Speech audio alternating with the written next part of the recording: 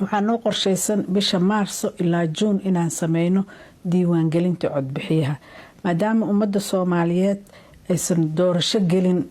intaasoo sano 50 sano ay noqoneen 69kii ugu dambeysay oo wixii 50 sano qofkii 50 sano ka yarba qofkii 50 sano jira iyo inta ka yarba aysan wax doorasho la yiraahdo ee aqoonin maskaxdoodana soo galeynin waxay u baahan tahay wacyigelin tiro badan oo aan bilawnay oo aan sameyno guud ahaan Soomaaliya waxaa lagu qiyaasaa 12 milyan ku dhawaad 2 milyan waxa way dibadda ka jirtaa ku dhawaad 2 milyan ama milyan ibar waxa way waxay jirtaa Somaliland qaxootiya jira waxa kale jira muxuu ahaa dad kale meelaha iskaga daadadsan waxa soo haraa celceliska waxay noqonay kama badnaanayso oo maanta Soomaaliya ku nool 6 milyan ilaa 7 milyan 7daas milyan iyo 6 milyan marka muxuu ahaa sida caadiga ah oo cilmiyan la darsay bulshada tiradeeda markaas nuskeeda codeyn kara haday 7 milyan yihiin 3 milyan iyo bara codeyn kara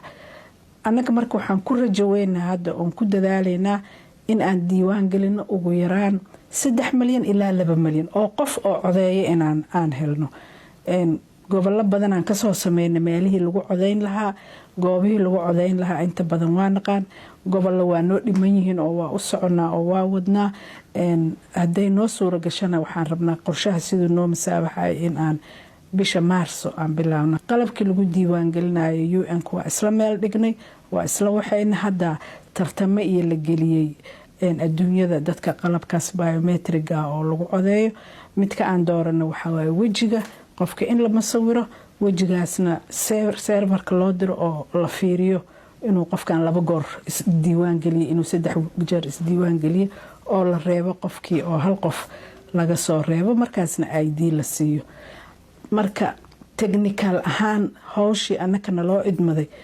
waa si fiican noogu mareysaa sidii aan ugu talagalnay ummadda waxa la rabaa markii inay ogaadaan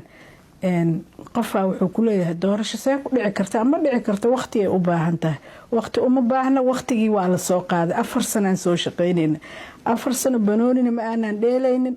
soorna ma sarbinaynin waa shaqeynayna waa soo gaarsiinay meeshii laga rabay 4 sano waa soo gaarsiinay waxa haray waxa waay